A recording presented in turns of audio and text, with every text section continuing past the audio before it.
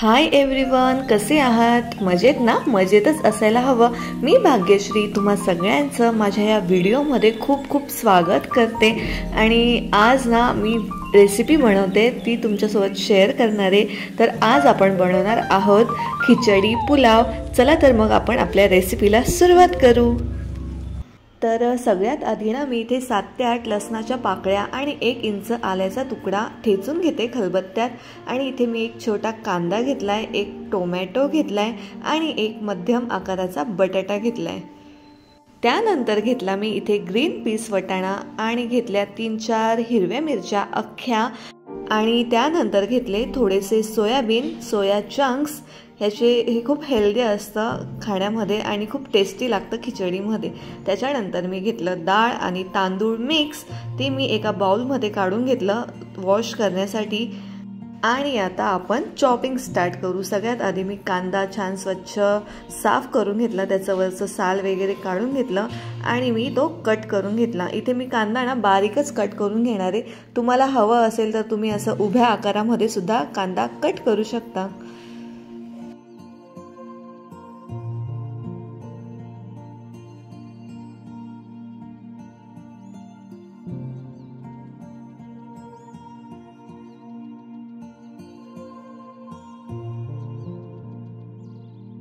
आणि नेक्स्ट मी कट केला टोमॅटो। इथे पण सेम तसंच, तुम्हाला हवं असेल तर टोमॅटो सुद्धा तुम्ही असं उभ्या आकारामध्ये कट करू शकता।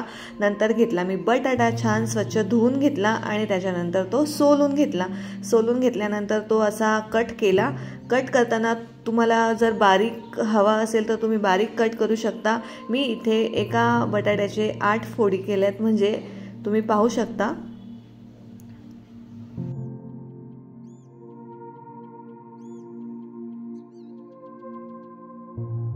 आता द्यायची आहे आपल्याला फोडणी। मी इथे खिचडी कुकरमध्ये बनवते, सो मी इथे कुकर तापवून घेतला आणि त्याच्यामध्ये 2 मोठे चमचे ऑइल टाकलं। ऑइल छान तापलं गेलं, त्याच्यानंतर मी सगळ्यात आधी त्याच्यामध्ये जिऱ्याची फोडणी दिली। जिरं,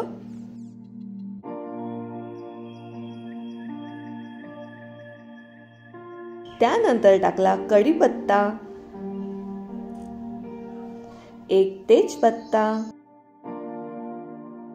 त्यानंतर टाकला कांदा। कांदा छान सोनेरी लाल रंगापर्यंत तळून घ्यायचा मस्त असा।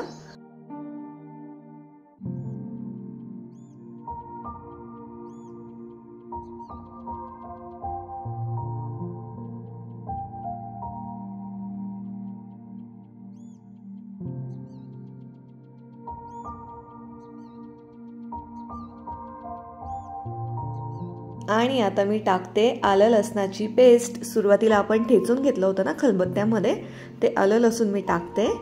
ते पण छान परतवून घ्यायचं। आणि कोणी कोणी ना सुरुवातीलाच तेलामध्ये सगळ्यात आधी आलं लसूण टाकतात, पण मी नाही टाकत, कारण की ते जळलं जातं।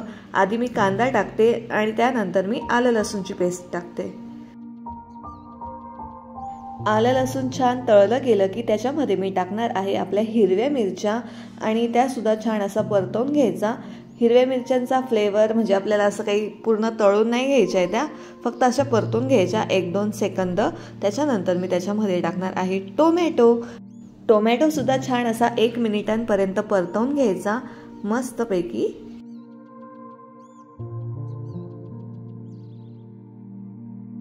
फोडणीमध्ये नेक्स्ट जाणार आहे बटाटा आणि त्याच सोबत ग्रीन पीस वटाणा। इथे बटाटा आणि वटाणा मी स्वच्छ धुवून घेतलाय।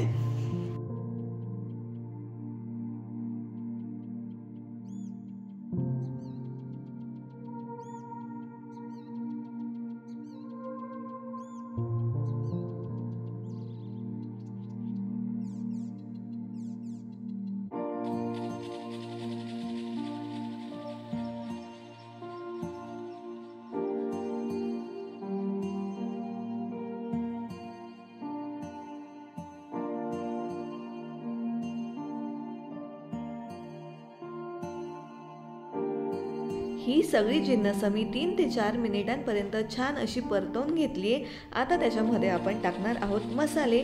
सगळ्यात आधी मी त्याच्यामध्ये टाकणार आहे हळद, त्यानंतर लाल मिरची पावडर, मिरची तुम्ही तुमच्या आवडीप्रमाणे टाकू शकता। तुम्ही जास्त तिखट खाणारे असेल तर जास्त टाका। त्याच्यानंतर मी टाकलं धने पावडर,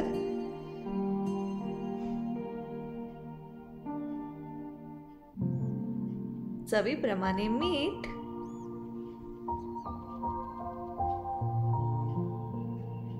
व्यवस्थित मिक्स करून घ्यायचं। सगळे मसाले आपल्या भाज्यांना लागले गेले पाहिजे।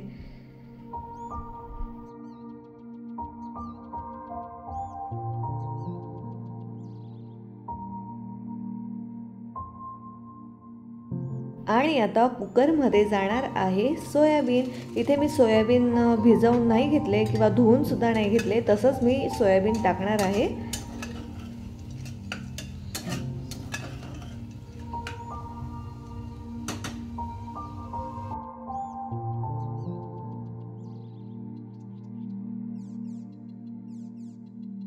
आणि आता त्यामध्ये जाणार आहेत डाळ तांदूळ।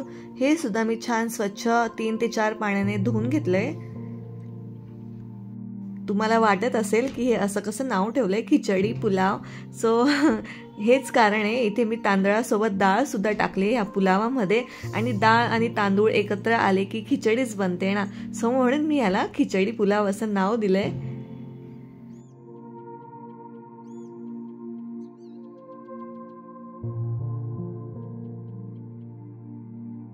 इथे डाळ आणि तांदूळ मी छान परतवून घेतले, म्हणजे सगळं आपलं हळद, मिरची, मसाला वगैरे ना तांदळाला व्यवस्थित लागलं गेलं पाहिजे। तुम्ही पाहू शकता इथे छान असं व्यवस्थित लागलं गेले।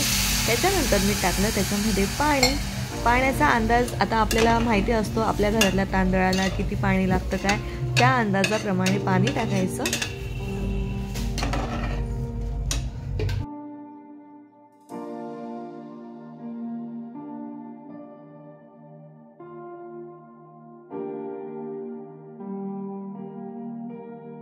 आणि आता आपल्याला खिचडीला छान अशी उकळी काढून घ्यायची आहे, आणि मध्ये मध्ये ना असं चेक करत राहायचं पाण्याचा अंदाज वगैरे। आपल्याला पाणी कमी वाटलं की वरतून पाणी आपण टाकू शकतो गरम करून। सो इथे मी मध्ये मध्ये चेक करते, आणि इथे उकळी आली आहे आपल्या खिचडीला।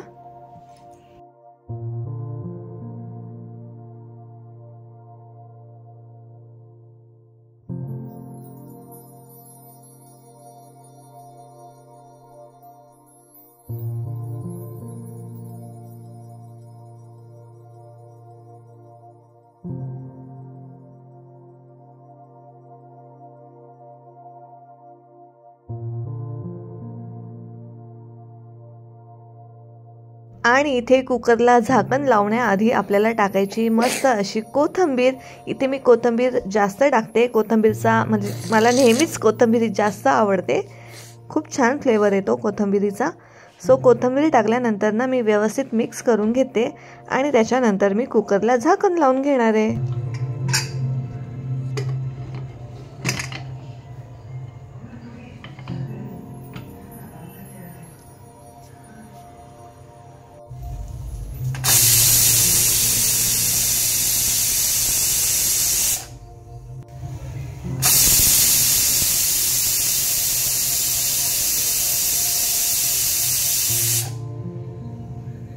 तर इथे तुम्ही बघितलंच कुकरच्या 2 शिट्ट्या झाल्यात आणि आपली खिचडी पुलाव पण रेडी झालाय।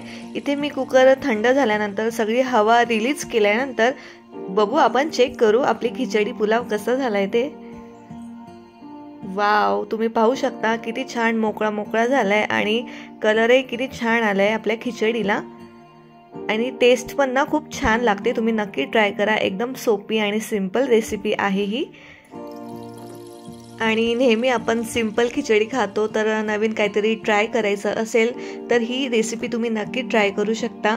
तुम्हाला व्हिडिओ कसा वाटला नक्की कळवा, कमेंट करा, लाईक करा, आणि चॅनलला सबस्क्राईब करायला विसरू नका। Bye bye.